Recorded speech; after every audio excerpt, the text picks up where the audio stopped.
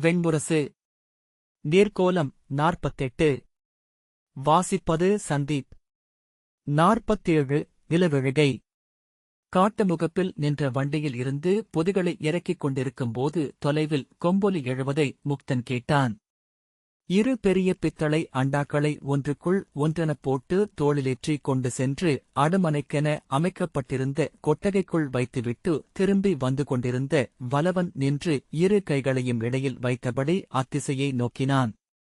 கையில் எடுத்த கலத்துடன் என்ன செய்வது என்று அறியாமல் சம்பவன் முன்னும் பின்னுமெனத் ததும்பினான். கொம்போசை மீண்டும் காவல் மாடங்கள் அனைத்திலும் கொம்புகள் ஏற்று ஒலித்தன. முரசுகள் இணைந்து கொண்டன.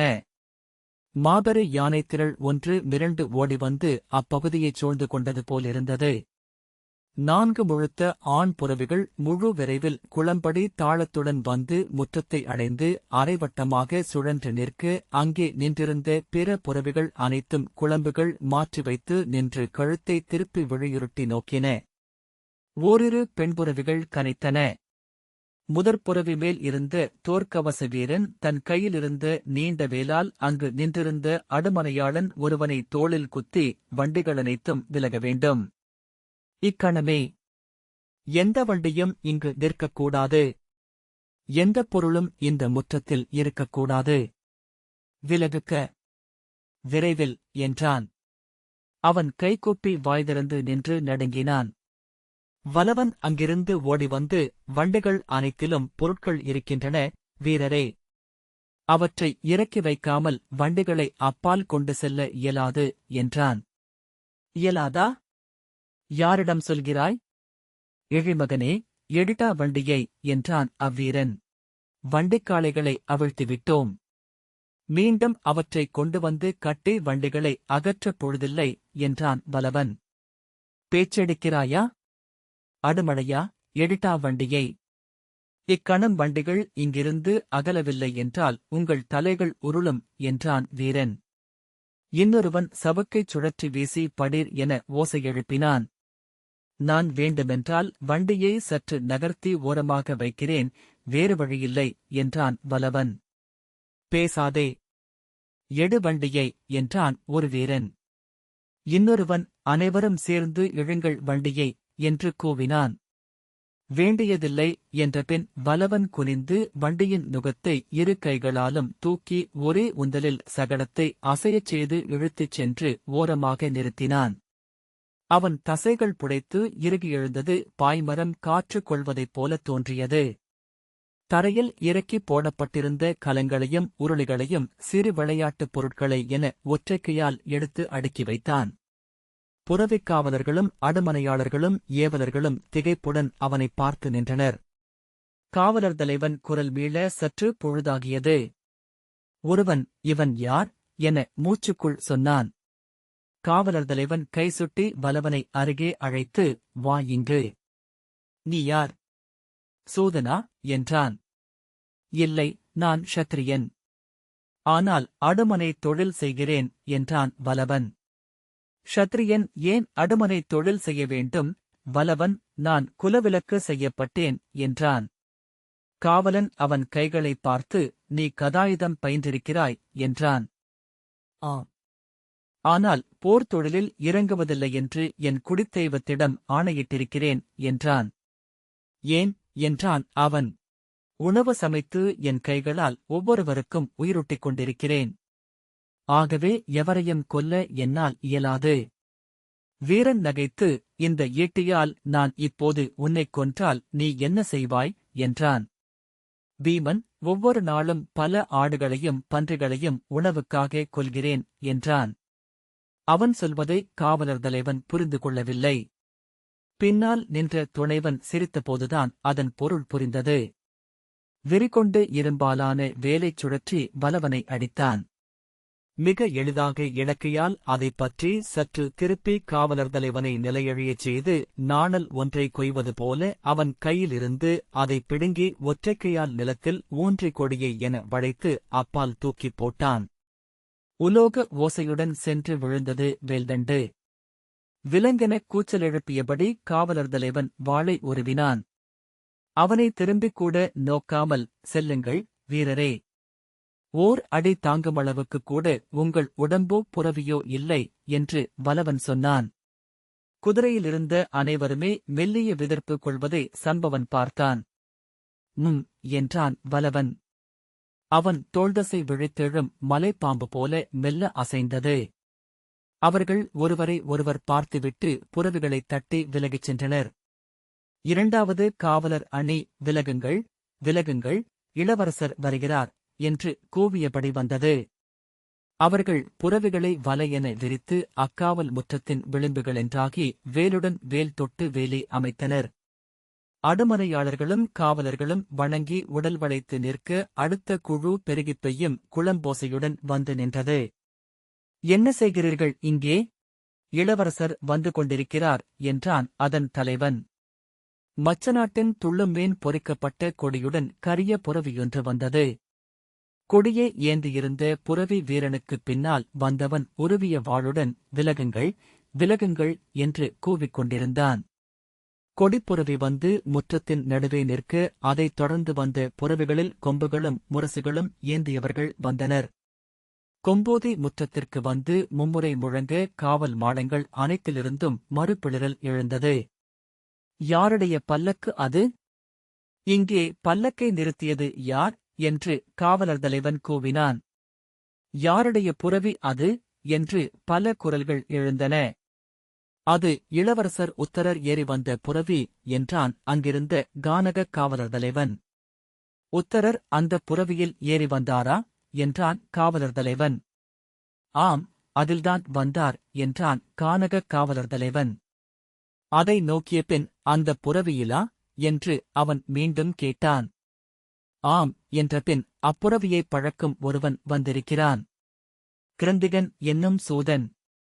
அவன் சொல்லுக்கு அது குழவி என கட்டப்படுகிறது என்றான். கடிவாளத்தை அவன் பற்றியிருந்தானா என்றான் இன்னொரு காவலன். இரு வீரர்கள் நகைத்தனர். அவர்கள் பேசிக் கொண்டிருக்கையிலேயே 8 வேலேந்திய வீரர்களும் 8 வில் தொடுத்த வீரர்களும் புரவிகளில் முன்னால் வர தொடர்ந்து கீசகனின் புரவி வந்தது. யவன நாட்டைச் சேர்ந்த எடைமிக்க பெரிய புரவியின் காலடி ஓசை தனியாகவே ஒலித்தது. அதன் குளம்புகள் கொல்லன் உலைக்களத்து கூடம்போலிருந்தன. கணுக்கால்களில் காகச்சிறகு போல மயிர் கொத்துக் கொண்டிருந்தது. பிடரிமயிர் வளர்ந்து நாணல் பூ போல தழைந்திருந்தது. அவனுக்கு இருபுறமும் இரும்பு கவசமணிந்த 2 வீரர்கள் நீண்ட வேல்களுடன் யவனப் பெரும்புரவிகளில் வந்தனர். காவல் வீரர்கள் விரிந்து 2 நண்டுக்கொடுக்குள் போல் ஆகிய விலக மார்பில் ஆடி வளைவென மின்னிய இரும்புக் கவசமும் கைகளிலும் கால்களிலும் தோற்கவசங்களும் அணிந்து தன் புரவியிலிருந்து கால் சுழற்றி இறங்கினான். அவரது எடை மண்ணைத் தொடும் ஓசை அனைவருக்கும் கேட்டது. வலவன் உடல் பணிந்து காவல் நிறைக்குப் பின்னால் மறைந்தவனாக நின்றான். கீசகனின் சிறிய கண்கள் உணவு வண்டியை பார்த்தன.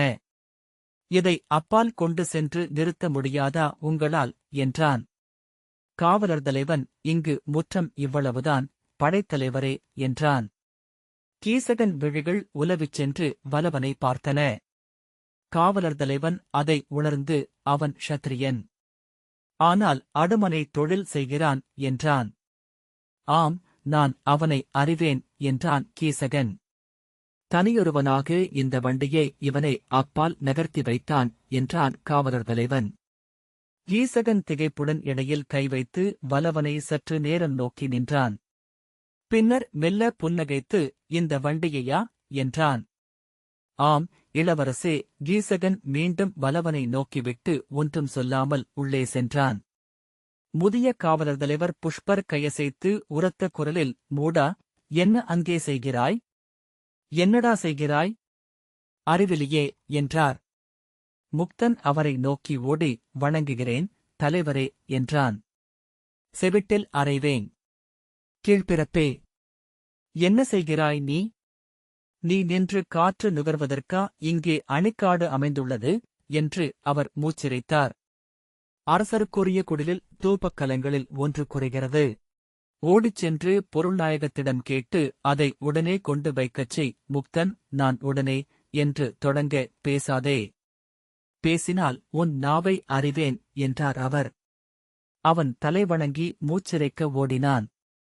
அவரிடம் உத்தரையின் ஆடைப்பெட்டிகளில் ஒன்று சென்று சேரவில்லை என்று சொல்லப்பட்டிருந்தது. ஆடைகளுடன் வந்த ஏவலர்கள் முன்னரே அவற்றை இறக்கி மருதிசைக்கு கொண்டு சென்று விட்டிருந்தனர்.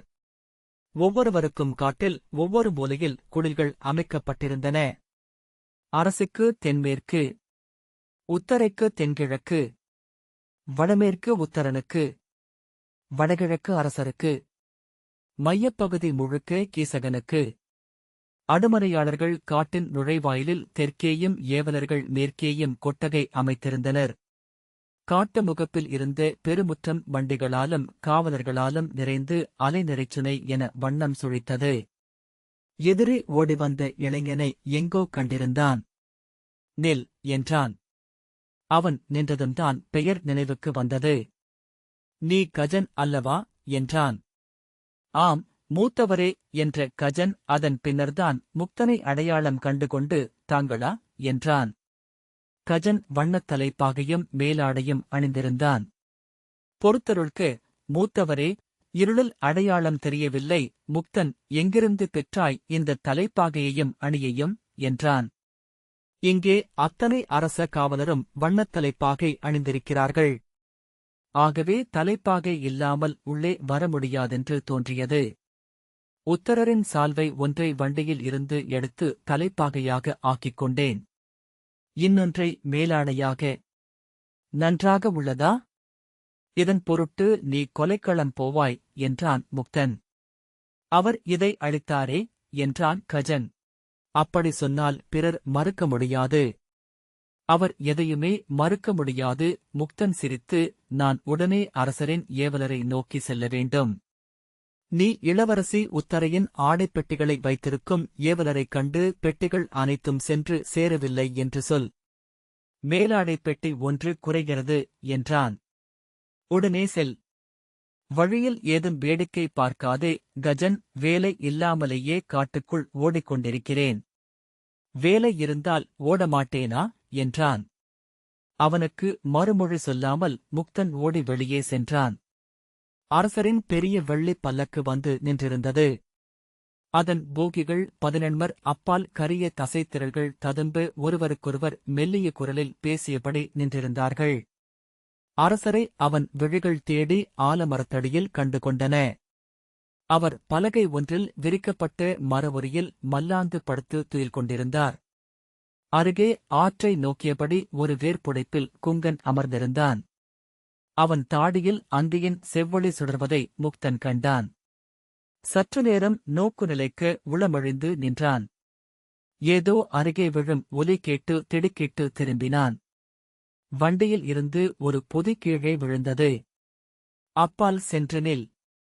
தலையில் விழுந்தால் உடலை இழுத்துப் போடக்கூட இங்கே எவருக்கும் பொழுதில்லை என்றான் பொதியை தள்ளியவன். நான் அரசரின் பொருள்நாயகத்தை தேடி வந்தேன். அவருக்கான தூபங்களில் ஒன்று குறைகிறது என்றான் முக்தன். அங்கே சென்று அந்த பொன்னிறத் தலைப்பாகைக்காரரிடம் கேள். அவர்தான் பொருள்களவு நாயகம். சிறந்தவர். முக்தன் திரும்பிய போது இன்னொரு பொதியை தள்ளிவிட்டு நிமிர்ந்த அவன், பொருள்நாயகத்தைக் காண வந்தவன் எதற்கு சூதுநாயகத்தைப் பார்த்து நின்றாய்? கூர்ந்து நோக்காதே. அவன் கலிவடிவன் என்றான். முக்தன், இல்லை என்று தயங்க, அவனை சாவின் தெய்வங்கள் சூழ்ந்துள்ளன. அரசரை 8 கைகளால் கவ்வி அணைத்துவிட்டான் என்கிறார்கள் என்றான். மாகரே, சொல் காக்க தலை காப்பதன் முதல் படி அது என்றான் பின்னால் நின்றவன். நான் இனி இந்தத் தலையைக் காத்து என்ன செய்ய? அதன் பாட்டில் நெளியட்டும் என்றான் மாகன். முக்தன் பொருள்நாயகத்திடம் சென்று, அரசரின் குடிலில் ஒரு தூபம் குறைகிறது என்றான். அங்கே எதற்கு தூபம்? இவர் புகைக்கும் அகிபீனாவில் கொசுக்கள் மயங்கி உதிருமே என்றார் பொருள்நாயகம். அருகிருந்தவர்கள் உறக்கச் சிரிக்க இடம் கொடுத்த பின் இதோடு 7 பேர் வந்து சொல்லிவிட்டார்கள். அனுப்பிவிட்டேன். செல். சென்று அந்த கிழவனிடம் மேலும் ஆட்களை அனுப்ப வேண்டாம் என்று சொல் என்றார். கொசுவை அடித்தபடி அவன் பெயர் என்ன என்றார். முக்தன் புஷ்பர் என்றான். அவருக்கு க்ஷணர் என்று பெயர் இட்டிருக்கலாம். முந்தைய கணத்தை மறந்து அக்கணத்தில் வாழ்கிறார் மனிதர் என்றார் பொருள்நாயகம். சூழ சிரிப்பொலி. அவர்கள் அதன் பொருட்டே அமர்த்தப்பட்டிருக்கிறார்கள் போலும். முக்தன் செல்வதற்காக திரும்பினான். பொருள்நாயகம் கிழவர்களை வீட்டுக்கு அனுப்புவது இல்லை இந்த அரசில். அவர்கள் வேலோடு சாக இங்கே போரும் நிகழ்வதில்லை. ஆகவே அரண்மனையிலும் அலுவல் நிலையிலும் எச்சில் ஒழுகும் பொக்கை வாய்களே நிறைந்துள்ளன என்றார். மீண்டும் சிரிப்பு. ஒருவன் மூச்சிறைக்க ஓடிவந்து, பொருள்நாயகரே, அரசருக்குரிய தூபக்கலங்களில் ஒன்று குறைகிறது. உடனே என்றான். பொருள்நாயகம் முக்தனிடம், நீ செல்லும் வழியில் எதிரே வரும் அத்தனை பேரிடமும் தூபக்கலம் சென்றுவிட்டது என்று சொல்லிக்கொண்டே ஓடு. போ என்றார். அவரைச் சூழ்ந்திருந்தவர்கள் பேரொலி எழுப்பி நகைத்தனர். காட்டுக்குள் செல்கையில் முக்தன் குங்கனைப் பற்றி எண்ணிக்கொண்டான். அவனை தீமையின் உருவென்றும் சூழ்ச்சியில் திளைப்பவன் என்றும்தான் அனைவரும் சொன்னார்கள். ஆனால் அந்தக் கோணத்தில் உருகும் பொன்னால் ஆன சிலை என்றிருந்தான். அது உருவின் அழகு மட்டும் அல்ல, இளவையில் பட்டால் அனைவரும் அப்படி பேரழகு கொள்வதில்லை. அவர் ஒரு முனிவர், ஏதோ நோக்கத்துடன் இங்கு வந்து கலியுறு கொண்டுள்ளார் என அவன் சொல்லிக் கொண்டான். ஆம், அல்லது அவர் ஒரு கந்தர்வர்.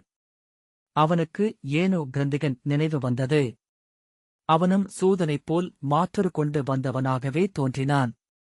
ஆழ்ந்தும் உயர்ந்தும் சென்றவர்கள் உடலை பொருந்தா உருவென்று சூடியிருக்கிறார்களா என்ன?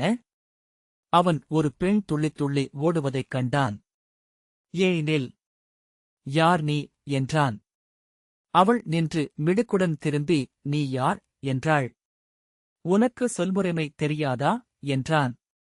நீ முதலில் என்னிடம் பேசும் முறையை பேணிக்கொள்.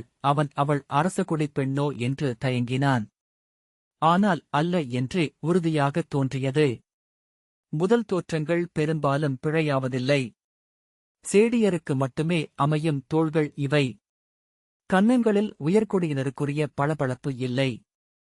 கண்களில் இயல்பான அச்சமின்மை இல்லை. நீங்கள் யார் என்றான். நான் அரசியின் அணுக்கப் பெண். என் பெயர் சுபாஷினி. உனக்கு என்ன வேண்டும்? அவன் புன்னகையுடன் அப்படியா என உள்ளூர எண்ணிக்கொண்டான். வணங்குகிறேன் சுபாஷினியாரே. தாங்கள் இங்கே இப்படி மான் போல தாவுவது ஏன் என்றான். அவள் நாணத்துடன் புன்னகைத்து, வெறுமனே என்றாள். வெறுமனே என்றால் என அவன் அவள் விழிகளுக்குள் நோக்கினான். இப்படியே என்றபின் அவள் நோக்கை விலக்கிக் கொண்டாள். இப்படி தாவுவார்கள் என கவிதைகளில் கேட்டீர்கள் இல்லையா? அவள் இல்லை என முகம் சிவந்தாள். அவள் நாணியது அவனை ஆண் என ஆக்க, நீங்கள் அந்தச் சிற்றாடையை விரித்துத் தாவுகையில் தோகை மயில் எனத் தோன்றுகிறீர்கள் என்றான். அவள் அவனை நீரில் மீனிழுவது போன்று விழியசைவால் நோக்கிவிட்டு, இப்படி நீங்கள் என்னிடம் சொன்னீர்கள் என்பதை அரசியிடம் சொல்லட்டுமா என்றாள். ஐயோ என்று அவன் மெய்யாகவே பதற அவள் சிரித்தாள். அவன் ஆறுதல் கொண்டு, அஞ்சிவிட்டேன் என்றான். அவள், சூதர்களிடம் எதையாவது கேட்டு அதை அப்படியே பெண்களிடம் சொல்லிவிடுவது என்ன என்றாள். நான் இதுவரை பெண்களிடம் பேசியதே இல்லை என்றான். பெண்களிடமா என்றாள். அதாவது உங்களைப் போன்ற பெண்களிடம் என்றான். அவள் விழிசரித்து, பேசும்போது இதைச் சொல்லலாம் என தெரிந்து எடுத்து வைத்திருந்தீர்களா என்றாள். அவன் சிரித்தபின், முதலில் பார்த்தபோது இப்படி பேசக்கூடியவர் நீங்கள் என தோன்றவில்லை என்றான். ஓ, பார்த்ததுமே பெண்களை மதிப்பிட்டு விடுவீர்கள் அல்லவா என்றாள். இல்லை அம்மணி. விடுங்கள். எனக்கு பேசத் தெரியவில்லை. போதுமா? அவள் சிரித்தபின், நான் செல்ல வேண்டும். அரசியின் தேவியுடன் வந்தேன் என்றாள். சைரந்திரி என்றார்களே, அவர்களுடனா என்றான். ஆம், நான் வருகிறேன் என்றாள். இப்படி காட்டில் சுற்றி அலையக்கூடாது. அதைச் சொல்லவே அழைத்தேன் என்றான். அவள் அருகிருந்த கொடியின் நுனியைப் பற்றியபடி, ஏன் என்றாள். இன்று தங்களைப் போன்ற பெண்கள் இங்கே உலவக்கூடாது, அறிவீர்களா என்றான். அவள் ஏன் என்றாள். புருவங்கள் சுளிக்க அவள் முகம் குழந்தையுடையதாகியது. இன்றிரவு இங்கே விண்ணிலிருந்து கந்தர்வர்களும் கிண்ணறர்களும் வித்யாதரர்களும் இறங்கி வருவார்கள்.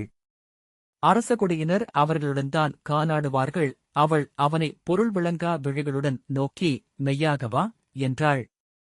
பேச்சில் துடுக்கு இருந்தாலும் அவள் சற்று அறிவு குறைவானவள் என அவன் எண்ணிக்கொண்டான். ஆனால் அவ்வெண்ணம் அவளை மேலும் இனியவளாகவே உணரச் செய்தது. நீங்கள் கேட்டதே இல்லையா என்றான். சொன்னார்கள் என அவள் இழைத்தாள். மேலே நிலவு எழுந்ததும் அவர்கள் முகில்களிலிருந்து சிலந்தி வலை போன்ற மெல்லிய ஒளிச்சிரடு வழியாக வழுக்கி இறங்கி வருவார்கள். கந்தர்வர்கள் பொன்வண்டுகளாகவும் கிண்ணறல் தும்பிகளாகவும் வித்யாதரர் வண்ணத்துப் பூச்சிகளாகவும் மாறி இக்காட்டுக்குள் பறப்பார்கள். அழகிய பெண்களைக் கண்டால் கந்தர்வர்கள் மானுட உருவம் கொள்வார்கள். அவள் ஐயோ என்றாள். அஞ்ச வேண்டியதில்லை. அவர்கள் அப்பெண்ணுக்கு மிக மிக பிடித்து ஒருவரின் தோற்றம் கொள்வார்கள். அவள் அவர்களுக்கு தெரியுமோ என்றாள். ஆம், உண்மையில் நமக்கு தெரியாததே கூட அவர்களுக்கு தெரியும். நாம் கனவில் விரும்புவதை அவர்கள் நனவில் காட்டுவார்கள். அவள் தலை சரித்து மெய்யா என்றாள். ஆம், கந்தர்வர்களால் அடையப்பட்ட பெண் கனவில் இருப்பது போல இங்கிருப்பாள். அதன்பின் அவள் உள்ளம் பிறழ்ந்துவிடும். கந்தர்வனை மட்டுமே எண்ணிக்கொண்டிருப்பாள். பிற ஆண்களை பொருட்படுத்த மாட்டாள். கந்தர்வன் என்றாள். அவர்கள் வேறு பெண்களை தேடிச் சென்று விடுவார்கள். அவள் இமைசரித்து மெல்ல தளர்ந்தாள். சிறிய முலைகள் எழுந்தமைந்தன. பின்னர் இமைவெறிய முகத்தை சற்று தூக்கி, அப்படியென்றால் அரசகுடிப் பெண்கள் என்றாள். அவர்களுக்கு அரசர் என்ற காப்பு உள்ளது. அவர்கள் கந்தர்வனுடன் களியாடிவிட்டு அப்படியே மறந்து இங்கிருந்து சென்று விடுவார்கள். இது ஒரு கனவாக அவர்களிடம் எஞ்சும். எப்போதாவது துயிலில் எழுந்து வரும். மற்றவர்கள் கனவிலிருந்து மீள முடியாது. அவள் பெருமூச்சு விட்டாள். அவள் கன்னத்தில் சிறிய ஒரு பரு சிவந்து திரண்டிருந்தது. அவள் முகம் கொள்ளும் அத்தனை உணர்ச்சிகளும் அப்புள்ளியில் மையம் கொண்டன. வாய்நீர் விழுங்கிய போது மெலிந்த நீள்கழுத்து மெல்ல அசைந்தது. தலை திருப்பி காட்டை பார்த்தாள். ஆகவே தனியாக செல்ல வேண்டாம் என்றான். அவள் அடைத்த குரலை தீட்டிய பின் ஆண்களுக்கு என்றாள். என்ன என்றான்.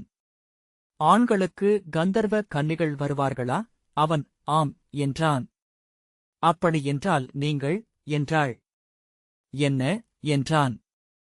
அவள் சிரித்து அப்படியென்றால் உங்களுக்கு அச்சமில்லையா என்றாள். என்ன அச்சம்? கந்தர்வ கன்னி வந்தால் நல்லதுதானே என்றான். ஏன் என்றாள். வெளியே என்ன வாழ்க்கை இருக்கிறது காவலனுக்கு? பொருளற்ற நாளிரவுகள்தானே? அதில் சென்று தேய்ந்து அழிவதற்கு இங்கே கனவில் சுடர்ந்து மறைவது மேல்தானே? அவள் கன்னங்களில் நீள்வாட்டில் குழி விழுந்தது. ஆம் என்றபின் எனக்கும் அப்படித்தான் என்றாள். என்ன என்றான். கந்தர்வர்கள் வரட்டுமே என்றபின் அரசியின் குரல் கேட்கிறது என்று கூறி விரைந்து புதர்களுக்குள் சென்று மறைந்தாள். அவள் சென்றபோது அசைந்த புதரிலைகளை நோக்கியபடி அவன் புன்னகையுடன் சற்று நேரம் நின்றான். செறிந்த மரங்களுக்குள் இருள் நிறைந்திருந்தது. தொலைவில் எங்கோ இறுதிச் செங்கதிர் ஒரு மரம் விழுந்த இடைவெளி வழியாக சரிந்து விழுந்திருக்க அங்கிருந்த அத்தனை இலைப்பரப்புகளும் செந்நிறம் வழிய அசைந்தன. அவன் நோக்கி நிற்கவே அது திரிதாழ்த்தப்பட்ட அகலின் ஒளி அகுவது போல மறைந்தது. அது மறைந்த அக்கணம் இலைகளுக்குள் இருந்த பல பறவைகள் ஒரே ஒலியாக கலைந்தொலித்தன.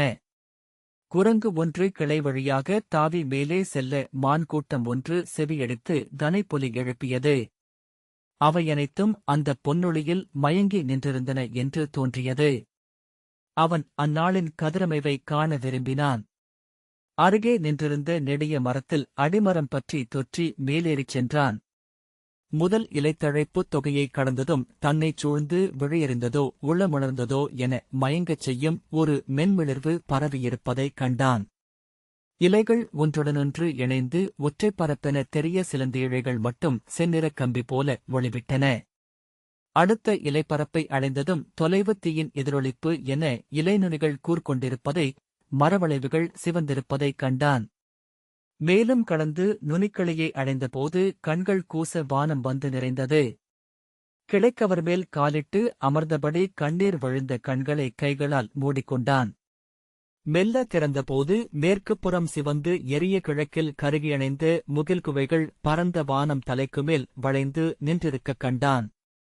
அதில் நீந்திச் சென்று கொண்டிருந்தன நாரைகள். வானத்தின் அலகின்மை அவை ஒரே புள்ளியில் சிறகசைப்பதாக எண்ணச் செய்தது. அப்போதும் தாவித் தாவி பூச்சிகளை வேட்டையாடின ஏபறவைகள்.